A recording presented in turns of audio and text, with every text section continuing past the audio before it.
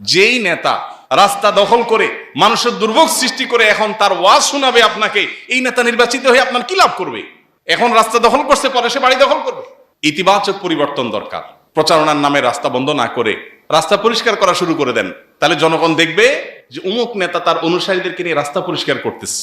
ভোটের প্রয়োজনে ইমান বিকিয়ে দিবেন না। ভোট কেনা বেচা, যারা কিনছেন তারা হারাম দিচ্ছেন, হারামে জড়িত হচ্ছেন। আর যারা মনে করছেন যে না আমি তো চাই নাই, সাইদা দিয়ে গেছে, আমাকে জোর করে দিয়ে গেছে, তারাও হারাম খাচ্ছেন। যতদিন আমরা নিজেদেরকে পরিবর্তন না করব, ততদিন আমাদের নেতা, আমাদের শাসকরা পরিবর্তন হবে না। আল্লাহ বলেছেন, ইন্নাল্লাহা লা ইউগাইয়িরু মা বিকওমিন হাত্তা ইউগাইয়িরু মা বিআনফুসিহিম। কোন জাতি যদি নিজেরা পরিবর্তিত না হয়, তাহলে তাদেরকে আল্লাহ তাআলা পরিবর্তন করবেন না, তাদের জাতীয় পর্যায়ে পরিবর্তন হবে না। নির্বাচন পাগল বা নির্বাচন প্রেমী কিংবা নির্বাচনের প্রতি প্রচন্ড রকমের আগ্রহ উদ্দীপনা কাজ করা জাতি আমরা। সারা বছর যেহেতু দেশের কোনো পলিসি মেকিংয়ে অন্য কোনো ক্ষেত্রে আমাদের তেমন কোনো রোল প্লে করার সুযোগ থাকে না, বহু বছর পর, বহুদিন পর একবার একটু ভোট দেওয়ার সুযোগ তৈরি হয়, এতেই আমরা অনেক খুশি।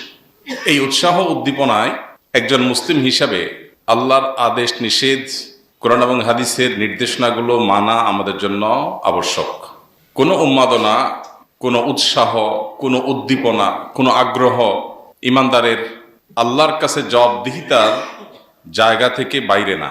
আমাদের প্রত্যেকটি আনন্দ, প্রতিটি বেদনা, প্রতিটি আগ্রহ, প্রতিটি অনাগ্রহ, প্রত্যেকটা বিষয়ের সাথে আল্লাহ রাব্বুল আলামিনের সন্তোষ এবং অসন্তোষের সম্পর্ক জড়িত আছে।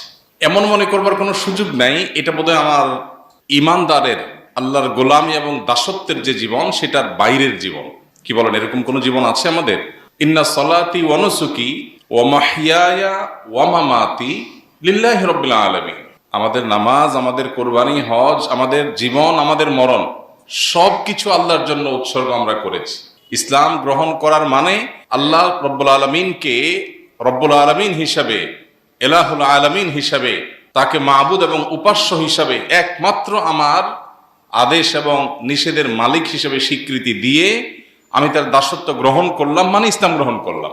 অতএব আমাদের জীবনের এই অংশটা, এই পার্টটা, যেটা এখন আমরা যেটার সাথে জড়িয়ে আছি বা যেটার সাথে আমরা জড়িত আছি, এই পার্টটাকে আমাদের মুসলমানি জীবনের বাইরের কোনো পার্ট বা অংশ মনে করবার কোনো কারণ নাই। দুর্ভাগ্যজনক হলেও সত্য যে নির্বাচনকে ঘিরে আমরা প্রার্থীরা বলুন, রাজনৈতিক দলগুলো বলুন, আমরা যারা সাধারণ ভোটার আছি তারা বলুন, কিংবা প্রার্থীদের যে সমস্ত কর্মী বা নেতা আছেন, এজেন্ট আছেন, তাদের কথা বলুন, কিংবা প্রশাসনের বিভিন্ন শ্রেণীর কর্মকর্তা বা বিভিন্ন সেক্টরের মানুষজন যারা যেভাবে ইনভলভ আছেন এর সাথে, আমরা অনেকেই এই নির্বাচনকে ঘিরে এমন অনেক কাজ করছি যেগুলো অ্যাজ এ মুসলমান আমাদের করার কোনো রাইট নাই, কোনো সুযোগ নাই। আল্লাহর কাছে জবাবদিহিতার কাঠগড়ে আমাদেরকে দাঁড়াতে হবে। এই কারণে এরকম অনেকগুলো বিষয় আছে।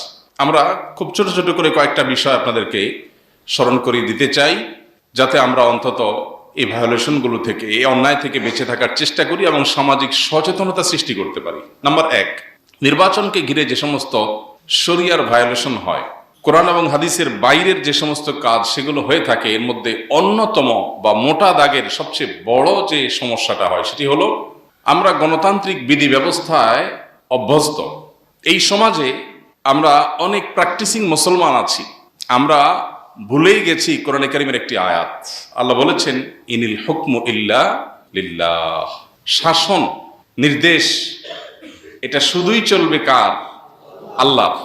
শুধু নামাজের সময় আল্লাহ কিভাবে রুকু করতে বলেছেন, কিভাবে সিজদা করতে বলেছেন, এইটুকু যদি আপনি বিশ্বাস করেন, আর বাইরের জগতে আপনি কিভাবে চলবেন, কিভাবে চলবেন না, সেখানে আল্লাহর নির্দেশের প্রাসঙ্গিকতা যদি আপনার বিশ্বাস না থাকে, তাহলে আপনার সম্পর্কে আল্লাহ তাআলা কোরআনে বলেছেন, আফাতুমিনুনা বিবাদিল কিতাবি ওয়া তাকফুরুনা বিবাদ।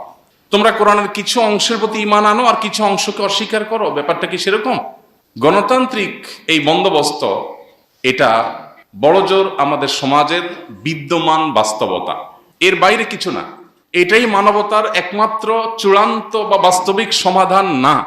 আমরা যারা 5 ওয়াক্ত নামাজ পড়ি, অনেক প্র্যাকটিসিং মুসলমান আছেন, নিয়মিত ইসলাম প্র্যাকটিস করার চেষ্টা করেন, এরকম অনেক ভাই বোন আছে। এই জায়গায় বড় দাগের বিশ্বাসগত ত্রুটি, ইমানের ত্রুটি আছে। আমরা অনেকেই মনে করি যে এই যুগে মানুষের শাসিত হওয়ার, সমাজ শাসিত হওয়ার, সমাজে ন্যায় নিষ্ঠা, ন্যায় বিচার, সবার অধিকার প্রতিষ্ঠা হওয়ার একমাত্র রুট হলো গণতন্ত্র। গণতন্ত্রে অনেক ভালো ভালো কথা বলা আছে যেগুলোর সাথে ইসলামের হয়তো সংঘর্ষ নাই, কিন্তু মোটা দাগে ইসলামটা হলো দাসত্ব, আল্লাহর শাসন, আল্লাহর, যারা আল্লাহর প্রতি বিশ্বাস করবে না তাদের অধিকারও সুসংরক্ষিত, তাদের অধিকারও সুসংরক্ষিত। আমরা গণতান্ত্রিক সমাজে থাকার পর ইসলামিক রাজনীতি যারা করেন তারাও অনেক সময় দেখা যায় যে তারা ইসলামের যে সুমহান জীবন ব্যবস্থা, ইসলামের যে সুমহান নীতিমালা, কোর যে ইসলামের বিষয়গুলো আছে, সে বিষয়গুলোকে অনেক সময় আমরা ভুলে যাই। ভিন্ন বাস্তবতার সাথে অভ্যস্ত হতে হতে আমরা ভুলে যাই যে আমাদের শাসিত হওয়ার কথা আল্লাহর আদেশ এবং নিষেধ দ্বারা। গণতন্ত্রের অনেক বিউটি আছে, থাকতে পারে। আল্লাহ রাব্বুল আলামিন কোরআনে কারিমে আহলে কিতাবদের, অমুসলিমদের, ইহুদি খ্রিস্টানদের মধ্যে যে ভালো গুণ ছিল তখন, সেগুলোর প্রশংসা আল্লাহ কোরআনে করেছেন। যে আহলে কিতাবদের মধ্যে কেউ কেউ আছেন, তাদের কাছে তোমরা যদি কিছু অর্থ করে রাখো তাহলে তারা আমানতদারিতার সাথে ফেরত দিবে। সবাই অসৎ না, ব্যক্তিগত জীবনে অনেকে সৎ আছেন, আল্লাহ তাআলা সেই স্বীকৃতি দিয়েছেন। অতএব গণতান্ত্রিক বিধি ব্যবস্থার ভালো দিক থাকতে পারে কোনো কোনো ক্ষেত্রে, কিন্তু বাস্তবতা হলো যে আজকে গোটা বিশ্বব্যাপী আমরা যদি তাকাই দেখতে পাবো সভ্যতার আড়ালে নীরব নিষ্পেষণের এক অন্যতম যন্ত্র হিসাবে এটা আজ ব্যবহার করা হচ্ছে। আপনি যদি আফ্রিকা যান, আফ্রিকার সম্পদ লুট করাটাকে হালাল মনে করে এই তথাকথিত গণতন্ত্রের মহাজনেরা, ইউরোপিয়ান দেশগুলো এই গরিব আফ্রিকানদের সম্পদ লুট করাকে তাদের অধিকার মনে করে। এক একটা গরিব দেশে তাদের অনেকগুলো এয়ারপোর্ট করা, নিজেদের বিমান এসে নামে এবং চলে যায়, সেখানকার বিভিন্ন মূল্যবান সম্পদ তারা চুরি করে, বরং ডাকাতি করে। এটাকে তাদের অধিকার মনে করে। এটা বাধা দিতে আসলে সেটা সন্ত্রাস হয়, আর সেই সন্ত্রাস দমন করার জন্য তথাকথিত শান্তিরক্ষা মিশন প্রতিষ্ঠা করে। এই বাস্তবতা বুঝেন না আজকের পৃথিবীতে এমন মানুষ কয়জন আছে যারা এটা করেছেন। এখন তাদের উপর আবার আরেক শক্তির চোখ পড়েছে, এখন তারা আবার এদের একটা ভূখণ্ড নিয়ে যেতে চায়, মনে চাইলো নিয়ে যাবে। যাই হোক, আমি যে জায়গায় ছিলাম সেটি হলো আল্লাহ রাব্বুল আলামিনের আদেশ নিষেধ দ্বারায় আমরা শাসিত হওয়ার, বিশ্ববাসী পরিচালিত হওয়ার বাইরে অন্য কোনো এমন বিকল্প নেই যে জীবন আপনার পরিচালনার পদ্ধতি বা পলিসি পৃথিবীর মানুষকে সবার অধিকার সমান হারে যথাযথভাবে দিতে পারে, প্রতিষ্ঠিত করতে পারে, প্রকৃত অর্থে ইনসাফ প্রতিষ্ঠিত করতে পারে। এরকম ব্যবস্থাপনা ইসলাম ছাড়া আর কোনোটাই নাই।